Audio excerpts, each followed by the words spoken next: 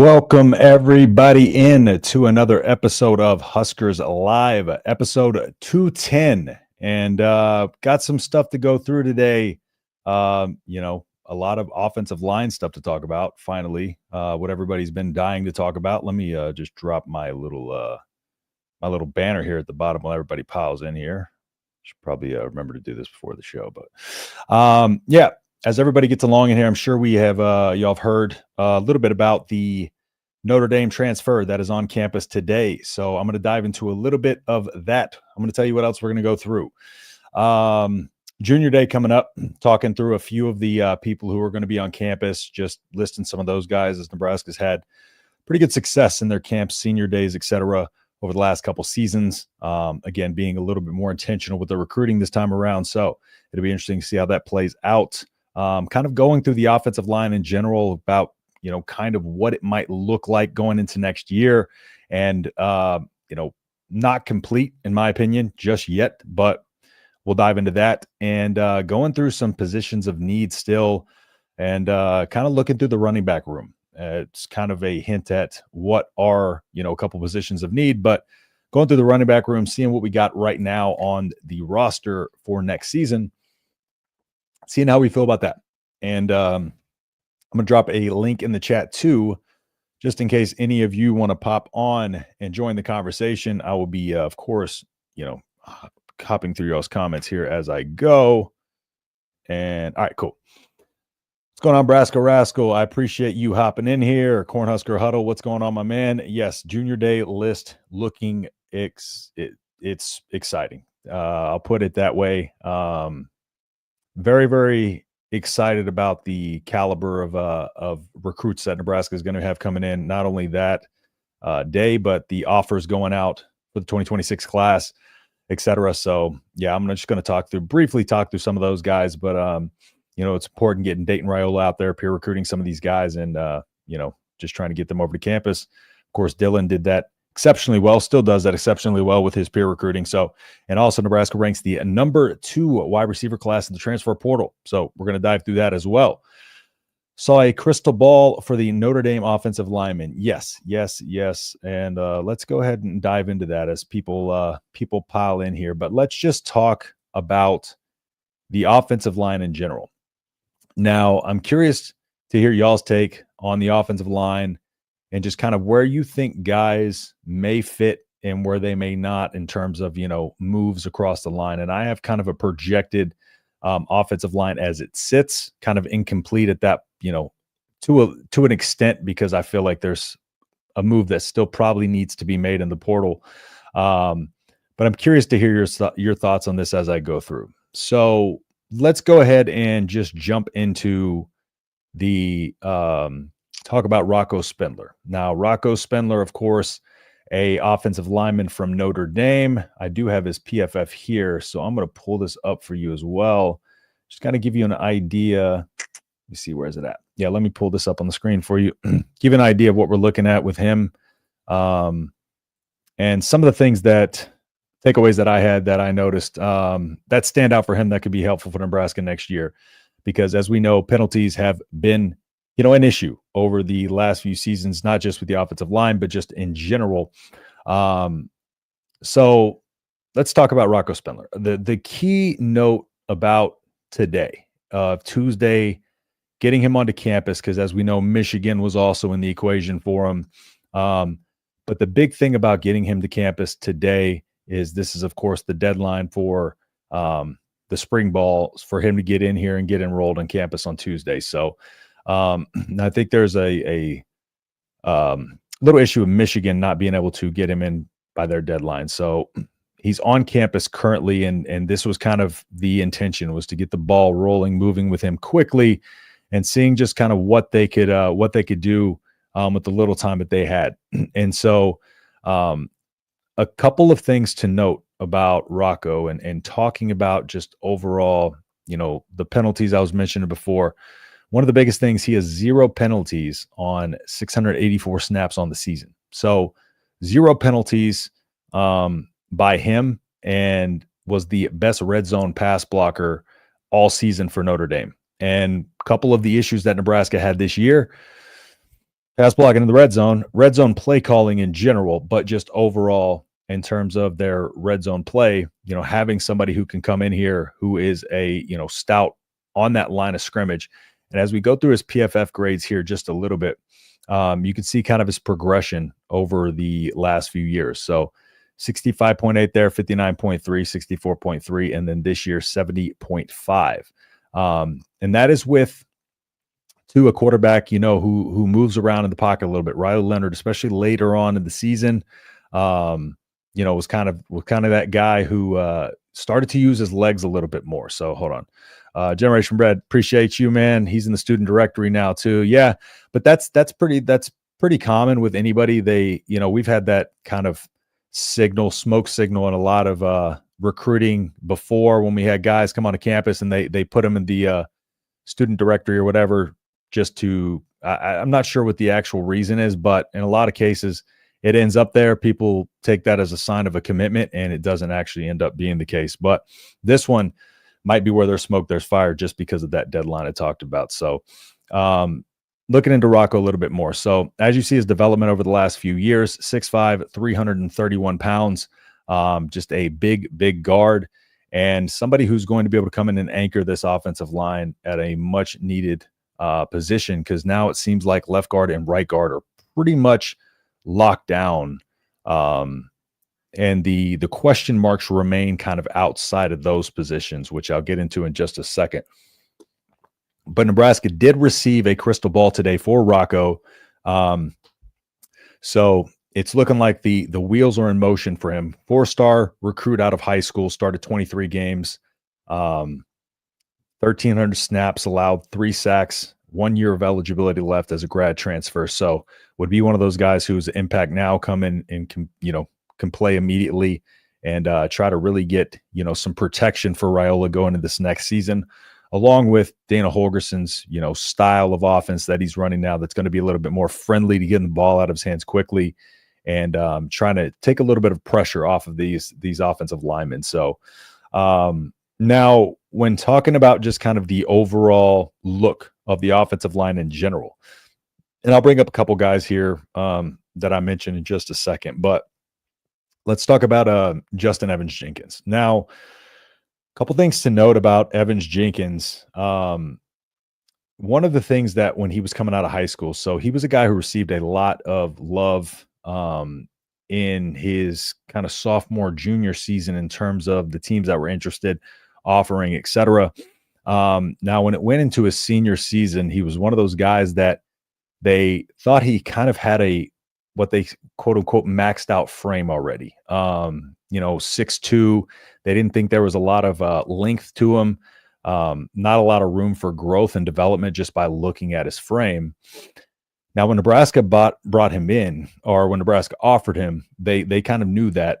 He played in high school as a left tackle, as well as D tackle. So mostly left tackle and D tackle, started both sides, and was seen as kind of a 3-tech in a base 4-3, which Nebraska will be kind of running, a lot more 4-down lineman, 4-3 type of deal. But that's just on the defensive side of the ball. Of course, he is only looking at the offensive side. So Nebraska kind of originally took him as a developmental piece that was going to develop over the next, 2 or so years.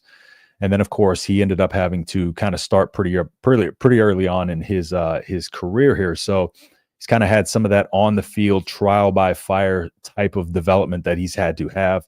But one of the key things to note with him is they hoped originally that he could be an option at guard and ultimately, move him to center down the line. So the whole plan with him was to ultimately kind of move him to potentially being a center, or at least have that be the goal. So when looking at kind of the offensive line as it sits, there are a couple of options that could potentially be, a center on this line. Of course, Justin Evans Jenkins, like I just mentioned. Another guy that can play all over the line is Sam Sledge. Of course, he's a kind of a rotational offensive line piece on the interior especially, but Justin Evans Jenkins is just kind of one of those guys that has a bit more experience and kind of has gotten better as time has gone on, as the season went along, got a little bit better there as well.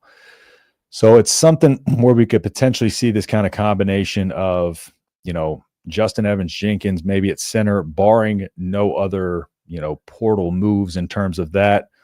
Now, looking at the right guard position, Lutovsky played there all season. So like I said, left guard, right guard, pretty much locked down.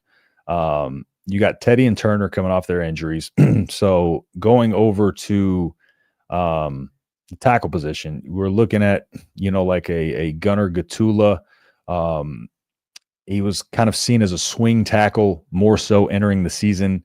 And, 2025 was originally kind of the goal for him to be a full-time starter, and was kind of thrust in the role last year in a couple instances. Played 57 snaps against Illinois with Corcoran out at left tackle.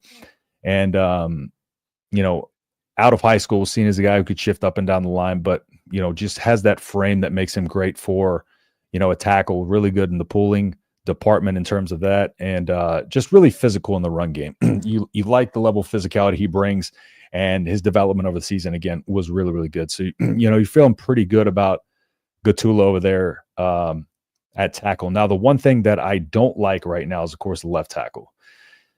I don't think Elijah Pritchett's the answer, at least currently. He's going to have to prove a lot this offseason to really show consistency, and he's going to have to develop his technique a ton, because part of the issue with him at Alabama, more so than, just kind of the constant position battle, Fromby was kind of the guy that was kind of nipping on his heels, and he had that, Elijah Pritchett had that really good game against USF.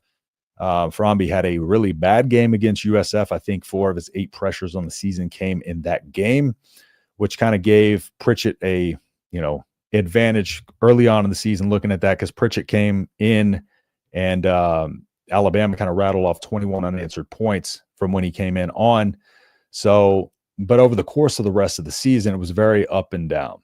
And a lot of that has to do with, just his technique with his feet and his hands just kind of working in unison, but really just trying to make sure that, like, he's getting his hips in the right position. He's able to move his feet in front of the guy, because there's multiple times where you've seen him just kind of get blown past or blown onto his heels. And especially in this offense, he's not going to be able to, we're trying to strengthen this line, especially on the edge out there. We're not going to be able to have a guy at left tackle that's kind of, especially if Nebraska wants to be in a win now position this season, we're going to need to kind of strengthen up that left tackle spot, because I'm not liking Elijah Pritchett going in as our only guy, or kind of our starter there, just kind of by default. Now, that's not saying he doesn't have the ability to. Again, highly rated recruit, one of those guys that, could change the scenery, could help.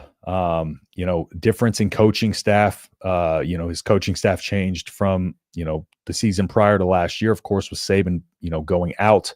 So a lot of those things also played an impact into kind of how he played over the last season. But again, just some of the things that show up on film are there for a reason. And none of that shows up on film has to do with kind of the coaching changes or anything like that. That's just his ability.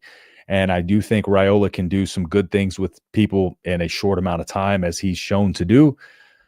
But again, I'd much rather try to go into the portal and try to find a stronger, for sure left tackle, and at least kind of have that option. If it's not Elijah Pritchett, to have somebody else there that kind of has experience that we think could possibly slide into that role as well. So, because Shiaz Pete was one of the guys that was also, vying for, time, or trying to commit here as well, or Nebraska was trying to land him, but that didn't go as well. So I still want to see another tackle that Nebraska can bring in here for sure. So, but overall, I like what they've done with the line so far. Just that one outstanding piece that they really need on the left side.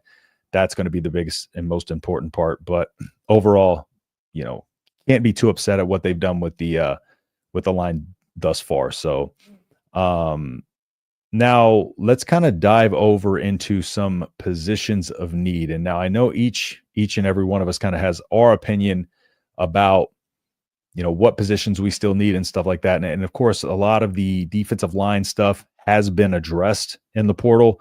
We've solidified a lot of positions and depth on the defensive line, and the linebacker core and the defensive back room.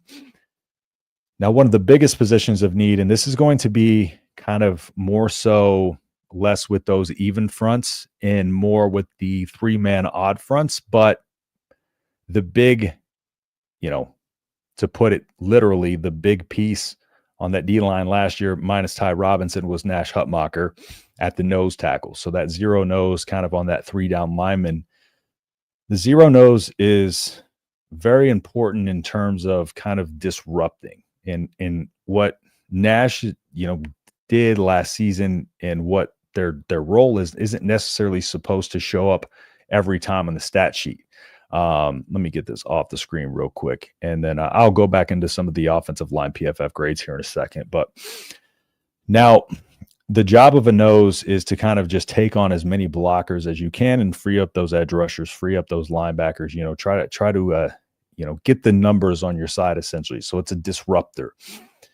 One of the hard parts about a nose tackle or getting a nose tackle is you don't necessarily want somebody who, quote unquote, can play the nose. What you really want to have is a guy who is a nose tackle playing that position. So, looking at kind of the depth chart for the bowl game last week of the season, they had Elijah Judy listed as that second on the depth chart nose tackle, which probably isn't going to be Elijah Judy playing that position. Couple names thrown out there, potentially Riley Van Poppel, but again, Riley Van Poppel just not, he's one of those guys who won on the outside, but he's not big enough to play that nose, right? He's going to be a defensive line. Like he doesn't have the size to play that nose unless he gets up, kind of pretty well over 300 pounds. So again, that's one of the big positions that Nebraska still needs to kind of hammer down, is that replacement for Nash Hutmacher over there in the middle of the D line. But again, just kind of with a little bit more of the even fronts with Butler in there, that'll help things a little bit, as it's less of just a 3-3-5, and it's going to be more of a variation of different fronts this season than we saw under Tony White last season. Now let's run through the running back room, and I'll dive into comments here. Why so hard for Nebraska to lock in off and defensive linemen? Offensive linemen and defensive linemen. I think right now, just with offensive line and defensive line in general, offensive line especially, it's really hard. You got to understand it. It's hard to find a really high level offensive line in general, like an offensive lineman in general, let alone in the portal. So I think it's kind of a difficult task for every team trying to kind of get those guys that they want landed and submitted, because I feel like these offensive linemen have a lot of options, because it's slim pickings for these guys at the top end, So it's going to be one of those things where it's, Nebraska is still going to have to kind of develop these offensive linemen, because one of the biggest things that I've talked about and still firmly believe is offensive line is specifically one of those, position groups that has to be built up as a unit. So it needs that kind of cohesion and camaraderie of guys who have played together. And, that's why patchworking kind of an offensive line together in the portal isn't really going to breed success. It's one of those things where you have to have those guys who have kind of developed, played together, and then here you add a piece over here, you add a piece here, maybe one or two pieces to that to kind of bolster that line. But you really want guys who have worked alongside each other, trust each other, know how each other play, and also the quarterback, trusts, they know how the quarterback plays, etc.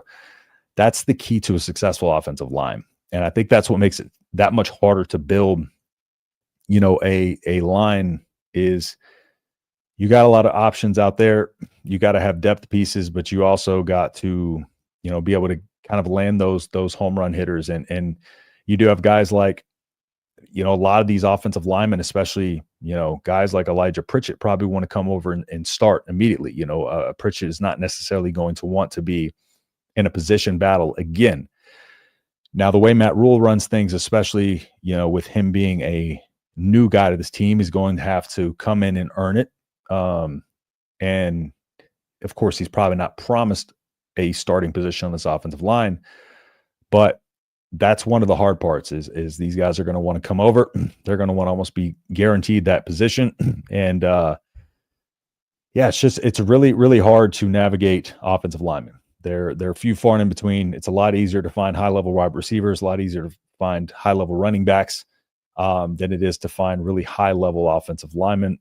And so that's what makes, kind of, these guys that we've talked about before with like your Shiaz Pete or, with Rocco Spindler. That's what makes them such hot commodities and why we're talking about them so much whenever we have an opportunity to land them, just because that is kind of a rare instance. And it is very hard, especially to land a guy from Notre Dame who comes in with, some accolades, no penalties, and, literally the best red zone pass blocker that Notre Dame had last season. So very, very hard. And they command a lot of money. So that is one of the things when you supply and demand, they're an exclusive position. They're going to command more money. They're going to command more demands and promises. So, need another true defensive tackle, offensive tackle, big running back. Defensive tackle, just give me a nose. Give me a solid nose. Offensive tackle especially, that left side. And I'm going to talk about Ives a little bit because I am a pretty big fan of Quentin Ives. So what's going on, Lane Gang? I appreciate you hopping in here. Special teams coach update. It's looking like it might be another week or so. It's one of those things that's kind of dragging out painfully long at this point. It was, something that I thought should be addressed and handled well before today. Not sure what the holdup is on everything. A lot of speculation, a lot of rumors and stuff like that, but nothing really concrete that I've been able to find on the special teams coach. Hopefully not a committee type of deal, not a committee approach, because that's the last thing I want. It's kind of an all hands. We need a specific special teams coach to be able to come in here and really handle this special teams unit, because it needs a high level coach to kind of remold it and change what it was last year. Because as we know, last year was not very kind to us. The really good offensive line and D line, everyone is after, and they cost a lot. Yeah, exactly. It's simple supply and demand, right? If you have a position that a lot of people want, not a lot of people there to choose from, you're going to be able to demand a lot more money. So, all right, let's go ahead and let's talk a little bit about the running back room. Y'all continue to get your comments in here, and I will be going through those as we go. But let's talk about the running back room. So looking at kind of where it sits right now, we have Emmett Johnson, Quentin Ives, we have Jamarian Parker, Connor Booth, Mekhi Nelson. The one thing that it does lack is experience, right? So on one hand, that I think that is the biggest reason why I would feel comfortable adding somebody from the portal, just kind of having a guy who has more reps, more experience than a lot of these guys, because right now EJ is our most experienced guy by far. Now, I'll just jump into Jamarian Parker real quick, because I did a film breakdown on Jamarian Parker when we got him last year. I'll probably be doing another one this offseason. But, Jamarian Parker is one of those guys who I believe can be a perfect fit for, a Dana Holgorsen led style of offense. He has that, ability to make guys miss at the line of scrimmage, which is huge. You see that all over his high school film. Because odds are in college football, you're going to have to make at least one guy miss at the line of scrimmage. Just the way the numbers typically play out, at minimum, there's probably going to be one guy that you have to, break a tackle at the line of scrimmage. So the dude is a home run hitter from everywhere on the field. Like, his film is just him, breaking off long runs. Has the ability to catch and run as well. And he's just kind of one of those real shifty guys. Hopefully he puts a little bit of weight on him, a little bit of bulk on him, so that way he can, kind of be a little bit more physical between the tackles. But I do think Jamarian Parker can be really, really good in Dana Holgorsen's system. Now, of course, we know EJ is going to be, without a doubt, the guy. No secret there. But looking at Ives too, going over to Quentin Ives, Cornhusker Huddle mentioned him. Now, Quentin Ives is a big guy, right? He's a big bruising back. We saw him come in and score that touchdown in the bowl game. New Jersey kid, that New Jersey style of, running back, very, very physical style that they play in New Jersey. But one of the things about Ives too, I think he's about 6'3", 210, is he has track speed as well, which translates over to football speed. So, he is a guy who can be elusive, but he can outrun people at his size still. And I think that's what's kind of that is what makes kind of Quentin Ives one of those guys that I feel like, even more so than with I don't know, I'm drawing a blank on his name, Dante Dowdle last season. He's got more top end speed, in my opinion, than Dante Dowdle, right? And has the ability to be that same guy, in the red zone or on the goal line and stuff like that, can fill that role pretty well. And I think he's in a position now where it's time for him to start at least acquiring that experience. Now, you probably want a more experienced guy behind EJ on the depth chart, but it's nice that Nebraska at least doesn't have what seems to be kind of a running back by committee situation as we had going into last year, where we didn't know who was going to be the running back starting from game to game. Now we kind of have that guy cemented in Emmett Johnson. And, we have a couple of other guys that are potential sleepers. Mekhi Nelson, one of those as well. A little bit smaller, shiftier, pretty strong for his size, though. And so Mekhi Nelson is a guy that I think can sneak on to radars. I feel like Jamarian Parker, Mekhi Nelson, Connor Booth, either one of those three can really make, a push this year. If I had to pick between Jamarian Parker and Mekhi, I think Jamarian might have the advantage, but it's one of those things. It's like, we don't know.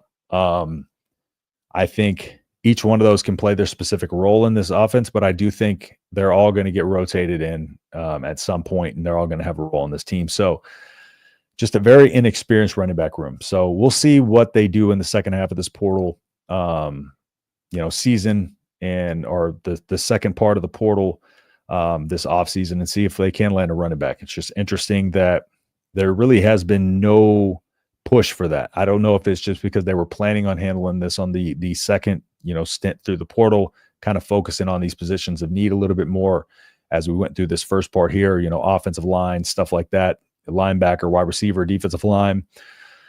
But it is going to be something that has to be addressed for sure.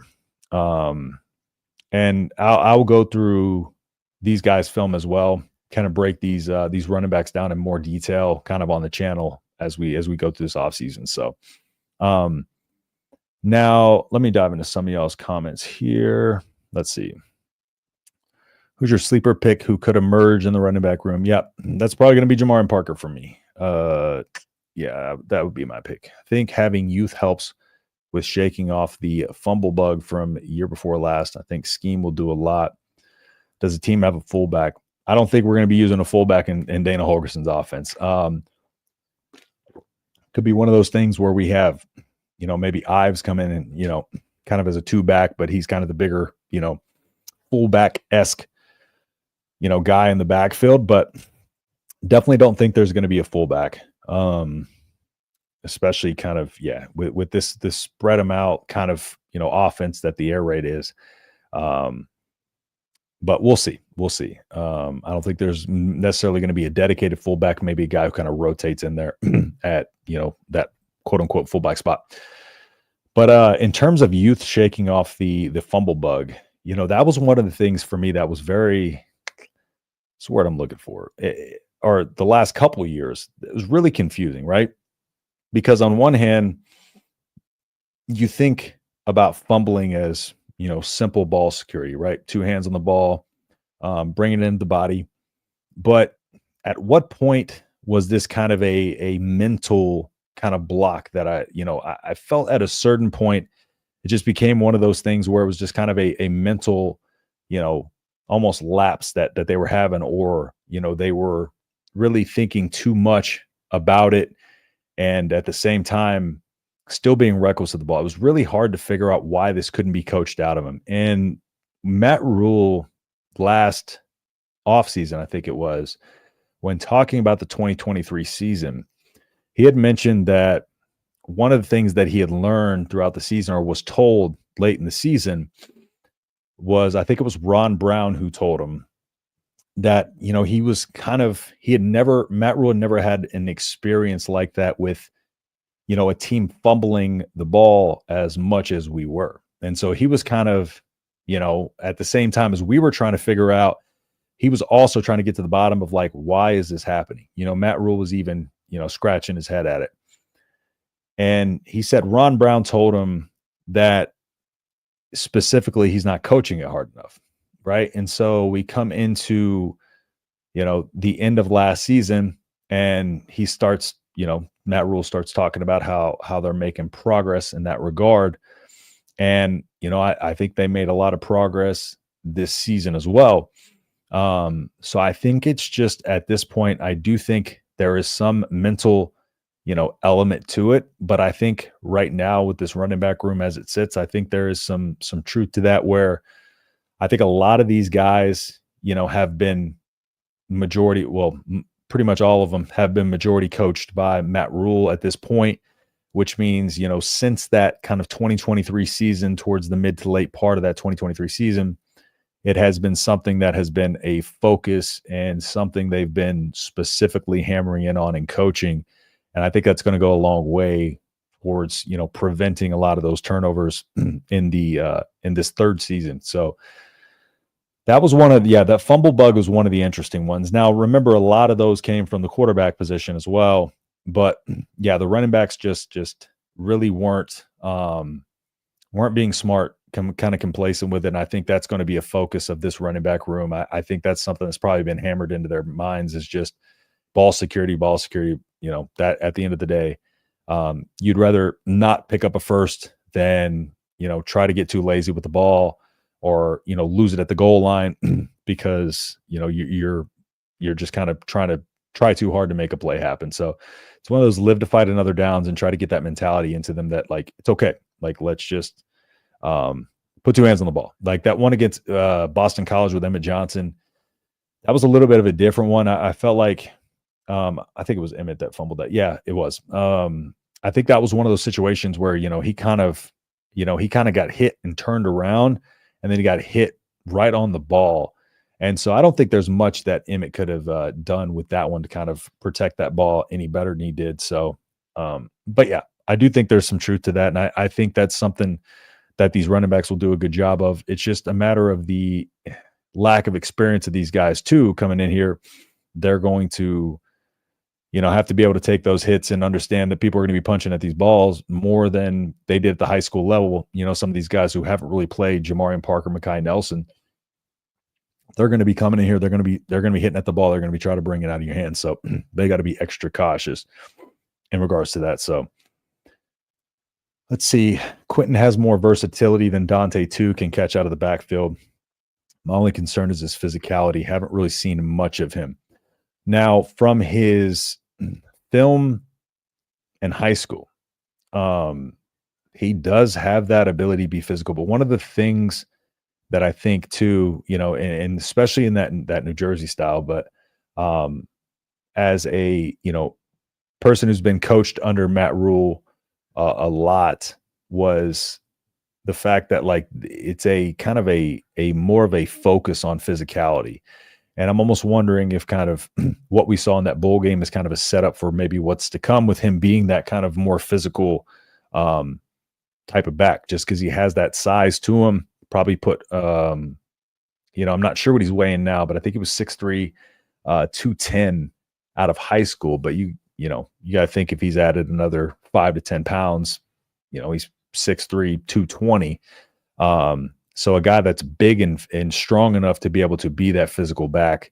But I think that variation, if they can make him, turn him into one of those, more physical or kind of raise that physicality, because like I said, he is pretty physical. Then that's when he's going to be kind of a big part of this offense, because he can, like you said, he has the ability to catch out of the backfield. I mentioned earlier that he has that kind of top end track speed, and that translates over to the football speed. So he is a guy who can be a home run hitter. And we're going to need somebody, kind of more than just Emmett, to be able to be that guy who can come in and break a run or two. You look at Ohio State, their stable of running backs, even though they didn't always have to use them because they got Jeremiah Smith, Mecca Buka, guys like that on the outside. But you can't just rely on one specific running back in modern college football. So I'd bet we see some creative uses of Mosey and other young receivers out of the backfield. Yeah, I think there's going to be a lot of, especially kind of motions with these guys. I think what the air raid in a way uses the pass as a run, but it's a lot of running the ball. It's been molded from that old air raid of just airing it out to kind of bringing some of these guys into like I said, at West Virginia, I think they averaged over 220 yards per game. They rushing. They one season they had over 300 in a game rushing. So it's one of those things where he's going to utilize it a lot. If we don't land a kind of another running back, we might be able to see a lot of that, kind of getting some of these young receivers just kind of here and there. I don't think it's going to be used a lot. I think it will be sparingly. But I do think they can get creative with a lot of this stuff and be able to kind of, throw some guys in there and see what kind of plays they can come up with. So fullback was a joke. Wide receiver room is big. No wishbone plays in Holgerson's playbook that we know. Yeah, and like I said, I at the goal line, we still might see some of those, big formations where you have a bigger guy like an Ives in there. We had Ty there last season, so. Acting as kind of a fullback role, but more so just kind of that lead blocker, get somebody in there who can get a push ahead of the running back. But yeah, definitely probably no wishbone plays in Holgerson's offense. So unless Matt Rule makes him throw some stuff in there. What specific steps does Nebraska need to take to eradicate the narrative that opponents plan to play us close and wait for us to beat ourselves? I think simply, and I've kind of talked about this before, I think the best way to get this 800-pound gorilla of one score losses, off our back, and having teams, that narrative that they try to play us close, is stop letting them play us close. This needs a transition from a team that, is in games with every single team, whether they're good or bad, in games until the final whistle with every single team. And they're going to have to start pulling away from some of these teams. And I don't necessarily think any opponent can game plan to play somebody close. I think that's playing not to lose. I don't think a lot of teams come in with that game plan. I think every team wants to come and score as much as they can, and in the game as early as they can. But there are some teams in the Big Ten, a lot of those, that operate with game control. It's getting a lead, protecting the lead, and a lot of these teams just don't score a lot of points. So it's literally getting that lead and protecting it, and that might be where that narrative comes from. But I don't think any team can just rely on a specific team to make mistakes. So, but the trick is just you got to be a team now that comes in and leaves no doubt. Don't leave it up to that fourth quarter, come in and get a double-digit score, put the game away, have that killer instinct. And I think we're focused too much on kind of a lot of fan base focused too much on how we're going to overcome, that one-score game, close loss type of deal. The best way to do that is get in a rhythm of winning by double digits, get in a rhythm of beating up bad teams the way you should, and just capitalizing on opportunities throughout the game will keep you from being in those positions. Because it's not just, I know a lot of the issues are compounded to the fourth quarter, or they stand out more in the fourth quarter naturally, just because that's what we're focused on.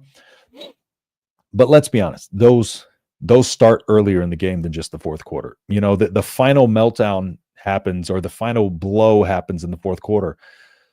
But a lot of these, mistakes show up periodically throughout the game that keeps it a one-score game. And we just don't focus on it as much because, of course, everything's heightened in that fourth quarter. So, but yeah, the way to get those teams to stop doing that is to stop letting them be in one-score games with us, for sure.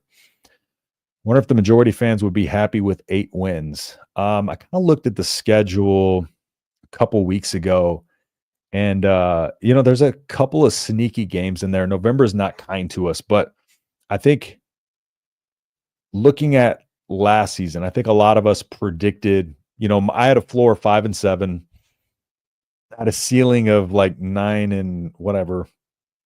Can't do quick math. Or I think I had a ceiling of 10 wins, and I think my prediction was 8-4. So I think it's a matter. Here's kind of what I said last year in terms of the wins, losses, what we should be happy with, what we shouldn't be happy with. I think it's very important of what those 8 wins consist of, right? So let me pull up the schedule here, and I'll kind of break down what I mean. So hold on one second. Like coming out like this last season, I talked about it before the season, and I was like, there's really no specific win or loss total that I think, 8 wins is not just 8 wins, right? And let me pull this schedule up here. 2025. All right. And these ads, dude. All right, cool. Let me screen share this, and I'll kind of break down what I'm talking about. If I can find my window here. All right, so present, share screen. All right, here we go. Okay, so kind of what I'm alluding to here, you can see I was looking for boxing gloves, but so let's say we come out, and beat Cincinnati, which we probably would be favored in. Akron, beat Akron. There's 2 wins. Beat HCU, right? Let's say lose to Michigan, 3-1. Beat Michigan State, say it's 4-1. Beat Maryland, 5-1. Let's say lose to Minnesota, 5-2. Just trying to get us to 8 wins. Beat Northwestern, 6-2. Lose to USC, 6-3. Beat UCLA, 7-3. Lose to Penn State. Beat Iowa, right? So in that schedule, there's a lot of teams we should beat, right? But we kind of still aren't winning these games. Michigan at home, Penn State, USC, like these kind of teams that I feel like to be a little bit above or seen as above the level we're at, we got to start winning some of those games, right? Beat a top 25 team, especially beat a top 25 team at home. So rather, if you come out, maybe let's say you drop or you win against Cincinnati, beat Akron, beat HCU, and then you beat Michigan, right? And then you come out and you maybe lose to Michigan State, lose to Maryland, or beat Maryland. So that's 5 wins.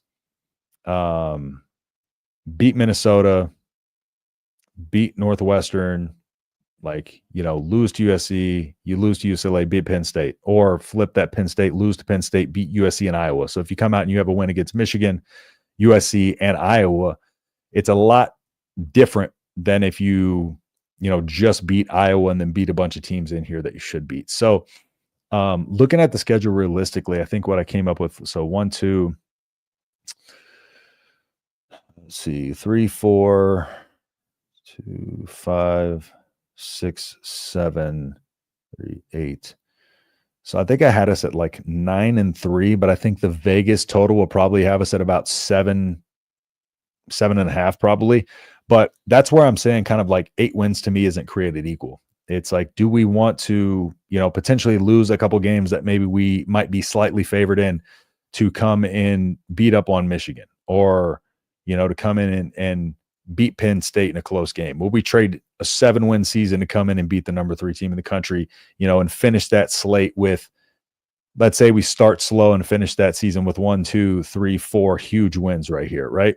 So that's my thing on it. I feel like hard to kind of see, quantify like what a fan base would be happy with in wins. But honestly, I do feel like I think with this schedule, um, I think there's a potential. There's an 8-win route where we're not happy, but I do think there's an 8-win route where we are. I think 9 wins would be enough to kind of appease the majority of the fan base, if that makes sense. So, not sure y'all's take on that. Is there a runner on Adrian Peterson's side of things in NCAA football running schemes? Running a scheme that seems to be quick rather than bruisers. You talking about just with our running scheme in general?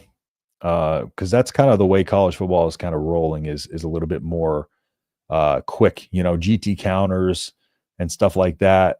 A lot less than inside zones. You got the stretches, GT counters, stuff like that. Is that what I just want to clarify your question though, to make sure I'm answering it right. I'd be content with 8, pleased with 9, excited with 10, because that's borderline college football. I would be ecstatic with 10. 9 would make me really happy. And like I said, 8 very much depends on how those 8 wins are had. Nebraska has plenty of one-score wins and losses in each of those games. Nebraska had chances to blow the games wide open and didn't 100%. And that starts throughout the game. Yep. Change your profile pic. No, he's never. You can't change that Fong Wei. Sorry. I don't think he will. It's become his staple. New York Giants won the Super Bowl with an 8-8 season. I'll be happy with 8 wins. I mean, it's not. Well, the problem is we're not getting to the playoffs with 8 wins, so we can't really. And that's a 16-game season. We can't really win the college football playoff with 8 wins, so we wouldn't have that kind of, ability to win the championship off of it. However, I think being happy with 8 wins is pretty good. But again, a lot of nuance to how that goes. I think we should be happy with 8 wins. Will we? Not sure. Sign the center from Notre Dame also. That would be nice. Pick up Notre Dame's offensive line completely. That'd be great. What's up, Jackson? I appreciate you hopping in here. Nebraska will go over 7.5 wins in 2025. And the reason why, too, I say that I think Vegas will have us at 7.5 wins is they tend to be extremely, pretty conservative in terms of their over or under on win-loss. I think it was, I can't remember if ours was like 6.5 last year. Can't quite remember off the top of my head, but let's see. A lot of crummy teams on the schedule. So yeah, I think there could be some excitement if they ever start winning some games they're not supposed to. That's the biggest one is I think, we've been in a lot of games when we're supposed to be blown out but at the end of the day, like your one-score games with teams you should be, one-score games with teams you should lose to. I just think it would be nice to get that monkey off our back of a big win against a ranked team, especially at home. I think that Michigan game, September 20th.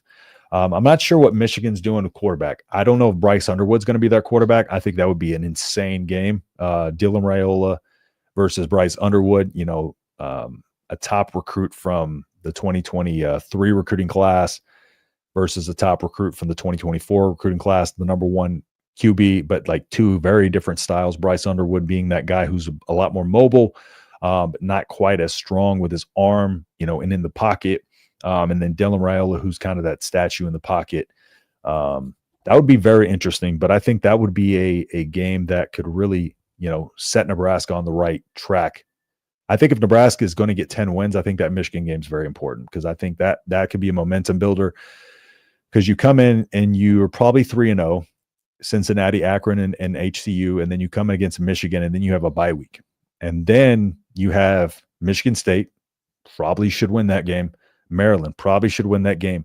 Minnesota probably should win that game. Northwestern. And so, yeah, I'm not trying to get ahead of ourselves like we did last season, but you can see why that Michigan game is very important in there. That would be a chance to kind of set the tone for the rest of the season. Hey, we finally beat a ranked team. Let's get that kind of out of our head. Okay. Now we have set up for potentially some other ranked teams. UCLA could end up ranked. UCLA probably won't. Penn State will be, and Iowa. So the bad part about Penn State is that we play them at Beaver Stadium. So that's going to be a tough one, but got Iowa at home. I wasn't asking you, Justin. So, it's unfortunate. It's my show. So just kidding. Maybe Nebraska is a sleeper. Love it, Fong Wei. Pick was taken on a bad hair day. Fong Wei, if that's really you, man, I'm sorry. But let's go ahead and talk about real quick, and y'all drop some more of your comments on that. I'd be interested to hear your takes on that as well. But Nebraska coming in, last week we had I forgot to talk about this last week, but Nebraska coming in on a actual preseason top 25 poll. Not surprising there. Nebraska typically, kind of sneaks their way onto some. I think it was On3 who did it. But also another thing today that I saw is Nebraska. I think this was from a couple days ago. Let me see. Was it a couple days ago? Let's see. January 27th. Okay, it was yesterday. Nebraska coming in at number 2 in terms of their transfer portal classes. Top 10 wide receiver classes from college football. 2025 transfer portal number 2. Nebraska getting Dane Key and Isaiah Hunter and Hardly Gilmore. Let me see here who was number 1. I forgot to check that. Texas A&M was number 1. So, but yeah, Nebraska really killed it in the wide receiver department. Just one of those things that I think really made this offseason, because the wide receiver room needed an entire revamp. It really did. We were hurting there. Not a lot of excitement coming in the next season, but you come in, you get a guy like Dane Key, who's probably going to be a potential day 2 draft pick. Isaiah Hunter, who's kind of, again, he can kind of mix it up. He's a guy with quick feet, but can occasionally go up and get you 50-50 balls as well. But like I've kind of compared them before. See, Dane Key is more of kind of like, in my opinion, more like a Jamal Banks, just because he is that like sure-handed go-to-him receiver. But Dane Key, of course, completely different players. But in terms of, what we saw coming into the next season, because Dane Key is a completely way more polished route runner, just way better across the board than Jamal Banks was. Jamal Banks was very good with his hands, very physical frame, and knew how to use his frame, but really lacked in effort, and kind of his feet and his route running was really what kind of was the ultimate thing that didn't allow him to get a lot of separation. Then, of course, Isaiah Nair on the other side, who was kind of that kind of big frame guy who can go up and get 50-50 balls, but was also a playmaker in space. And that's kind of what an Isaiah Hunter is as well.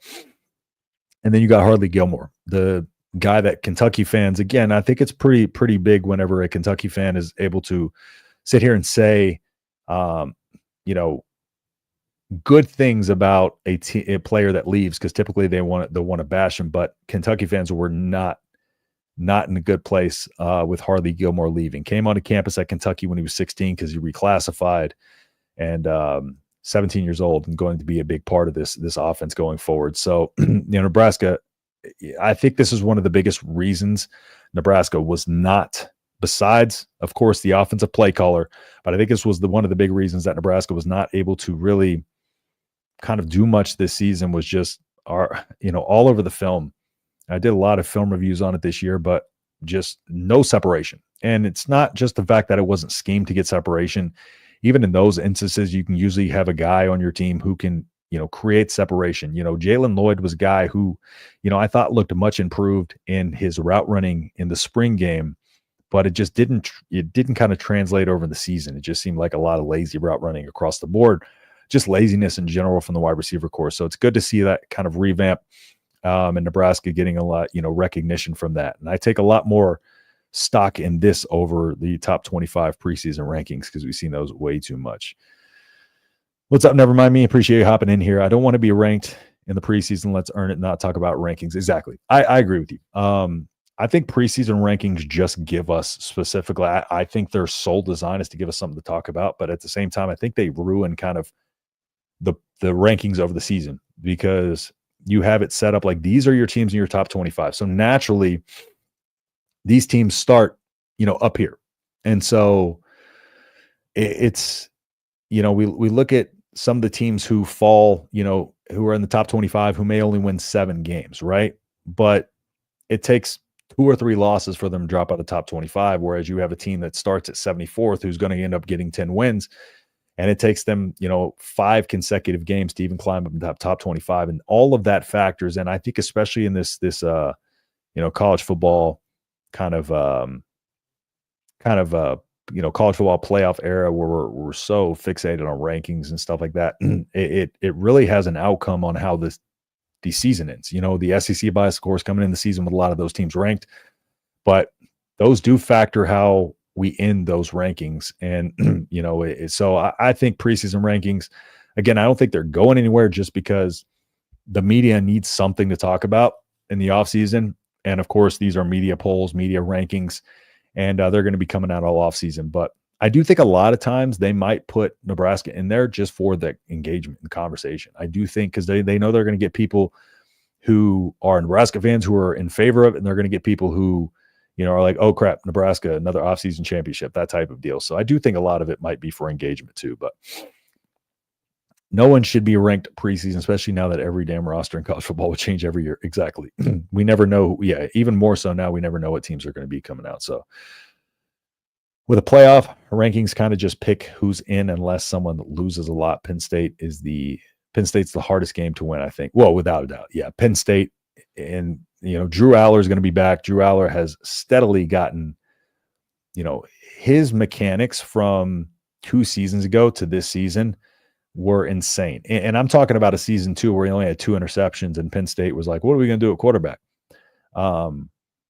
He is a damn good quarterback, and he's going to be one of the top quarterbacks in, I'm talking like top 3 probably in college football next year. So Penn State is going to be tough. They are deep in the defensive line. I think they rotated 37 players on a defense that finished in the top 10 in basically every category, which is insane depth. So their defense is exceptional. They just don't have a lot of receivers. They don't have a lot of playmakers in the receiver core, and that's what kind of held them back this year, just not having those guys on the outside to really get open for Drew Aller, but he did what he could. Florida State was close to top 5 last season, probably won 2 games. Yeah. Boston College, of course, came out and derailed that. But yeah, Florida State's a prime example right there. They go from a season where they are arguing, and where did, those playoff arguments went away just because, from the season prior, just because of how bad they were this season. So it's funny how that worked out too. But yes, prime example right there. When Nebraska was in the Big 8, it was called the East Coast bias. Preseason rankings always have been unfairly top heavy with SEC and Big Ten teams. Yeah. I think nowadays it's more so with the SEC, but that could be shifting. I don't know. And yes, sets the tone for the end of season rankings. Penn State is significantly better than us. Yes, they are. They are. I mean, what season are they in under James Franklin? I see Minnesota's in like season 7 or 8 under Fleck. So let's see. Let me see. James Franklin. Let me see how long he's been there real quick.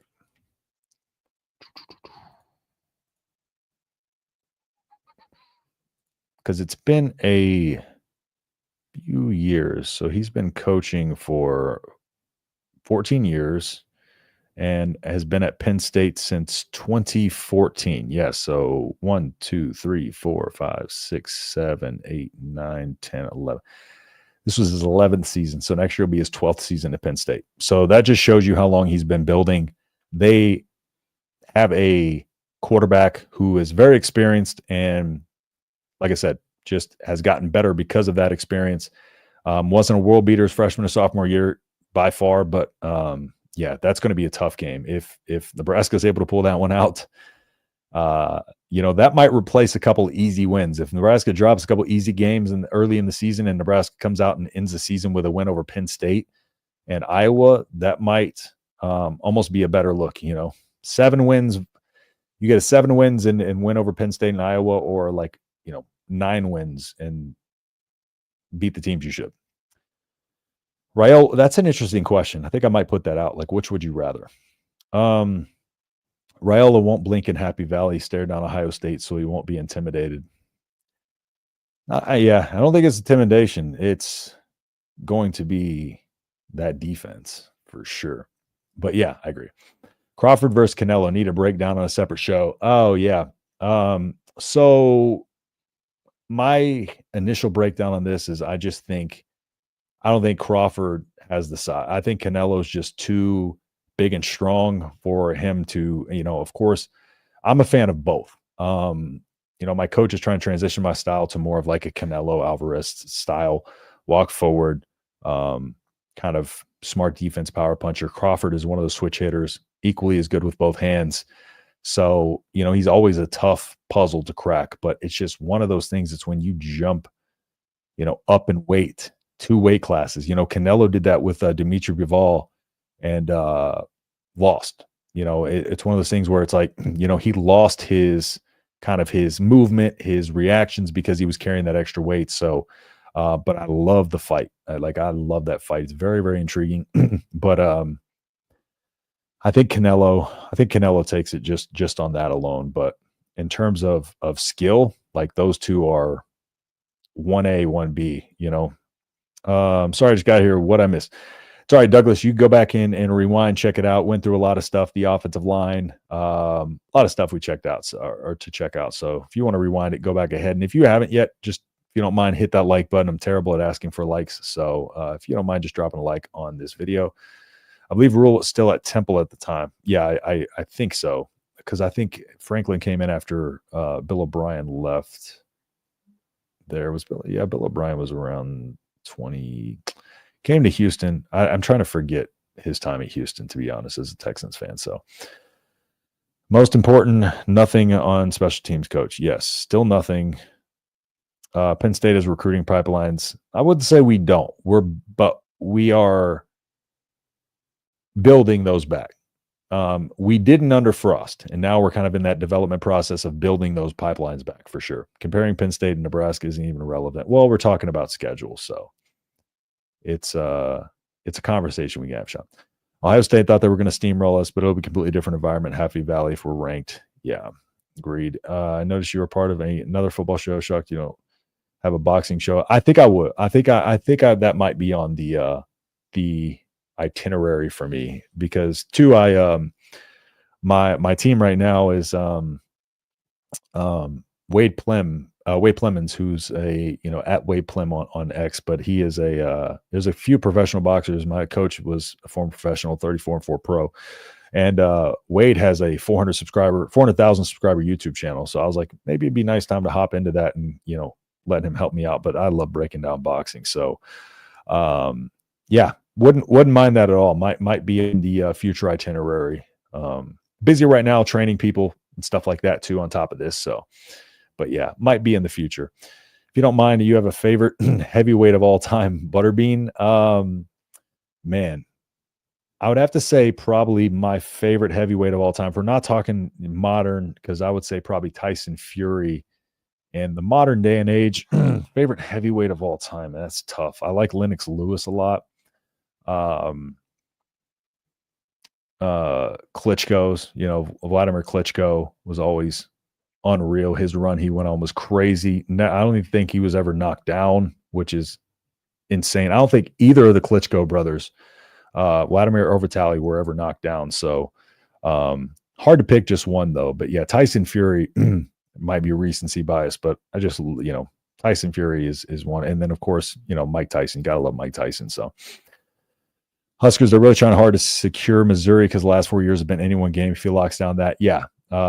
Kansas City area is a big part, and it looks like Nebraska's doing all they can in that area. So, but it's looking pretty good. Texas is another one that Matt Rule's course been working on since the day he got here. That New Jersey area kind of tapping into that. Florida, Phil Simpson coming back over and kind of tapping into that. Florida is another big part of it too.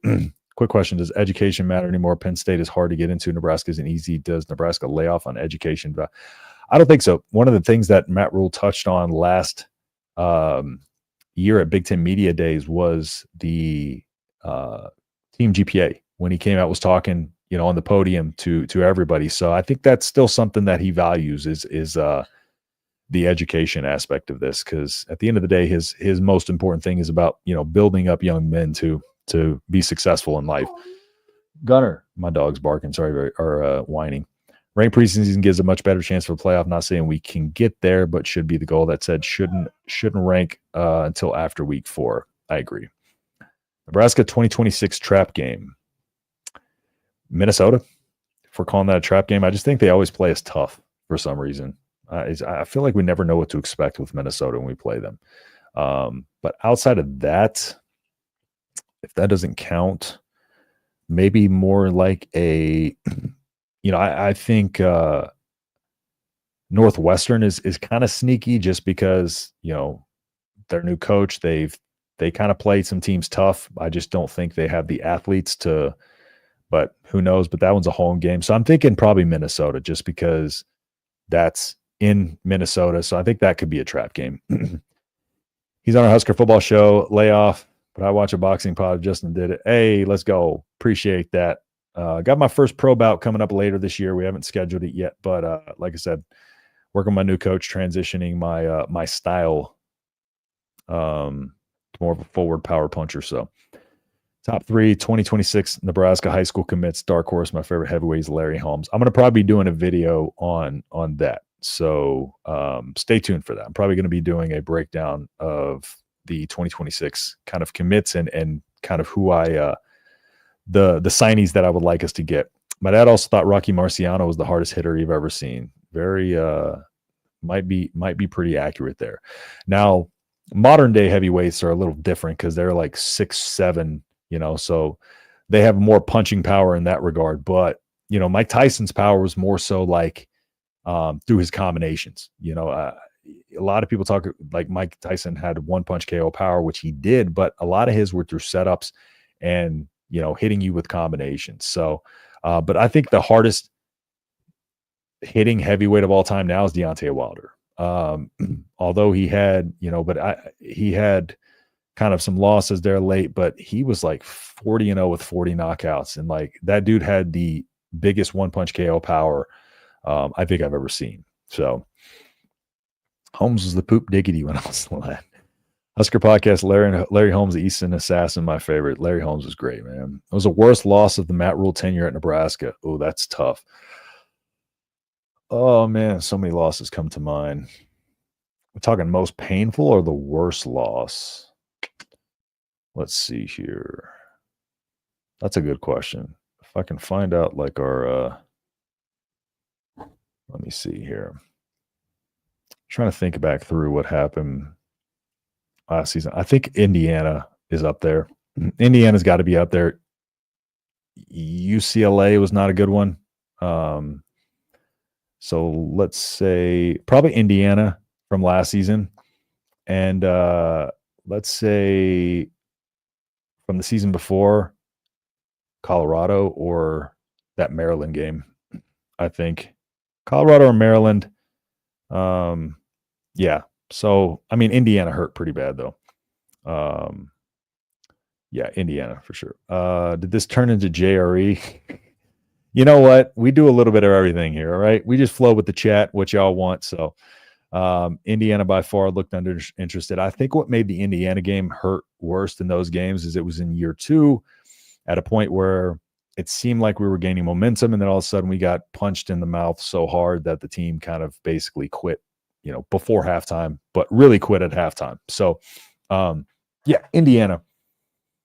It's got to be Indiana for me. 2023, Maryland or Colorado, probably Colorado, but yeah, Indiana hurt pretty bad. But UCLA was also another one that was hurtful in a different way. It was like we just should not have lost that game. UCLA was bad. It was a bad team, and Nebraska just came out and came out flat. And that late season, late at the season, couldn't do that. So, all right, guys. Well, again, I appreciate everybody hopping on here to chat with me. I'll see if any more comments come in here. But like I said, over the last couple of weeks, been pretty busy back into training people, personal training and stuff like that too. So if y'all are interested in any online training, let me know. Hit me up on X at @the_H.Husker. I'm taking online clients as well. Limited space in my online clients since I have people in person as well. But I've been kind of working with that gym to kind of get everything rolling in motion with the paperwork and stuff like that over the last couple of weeks. So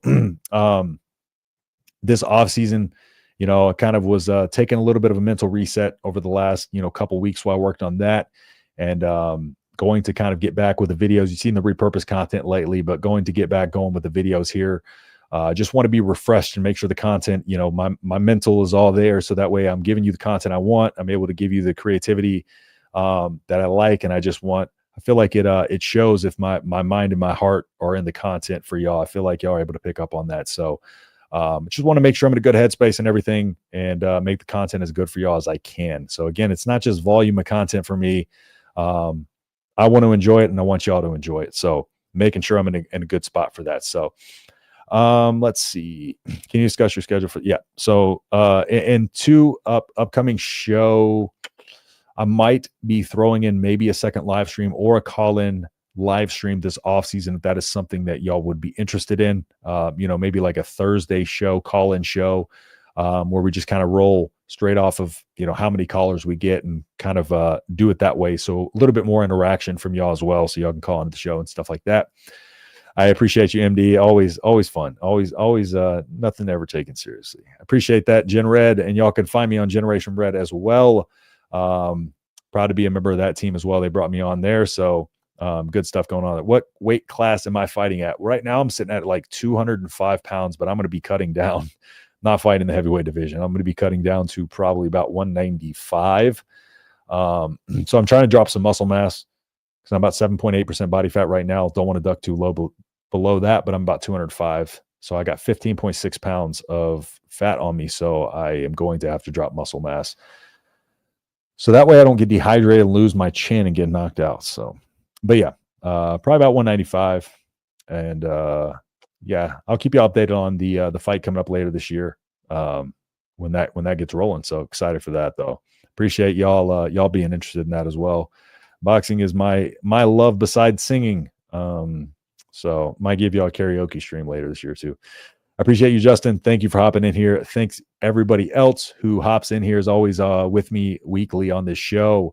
And yep, we got a lot. Get 6 picks, 6 previews, or Big Ten on Big Ten 10 on Big Ten Ted. Oh yeah, because I've been on Big Ten Ted's show a couple times. He came on to my Big Ten show as well. So I could get Ted on probably whenever he'd come back on. Got Phil Steele on last year, so hopefully we'll be able to get Phil Steele back on this year after he drops his magazine. And yeah, I got some guests planned coming up for y'all that I think y'all are gonna like too. So yeah, got that coming up for y'all later on this off season. So definitely down for more live streams. Nothing else going on this time of year. Exactly. And just want to make sure I keep the content flowing for y'all. Big Ten Ted, sorry. Your top future opponents for Nebraska. Give me Notre Dame. It's a good video idea later in the future. Notre Dame would be fun. Notre Dame would be fun just because it's a team that most people think should join the Big Ten. I don't know, man. I think Oregon would be fun, but whenever Nebraska gets there. But Oklahoma, I think Oklahoma would be one that everybody would like to. So, but all right, y'all. Well, thanks again, everybody, for tuning in. And yeah, stay tuned for the upcoming updates and content. If you want to get over to X and follow me there, _H-Town Husker. And yeah, with that being said, I'll see you on the next video. Peace.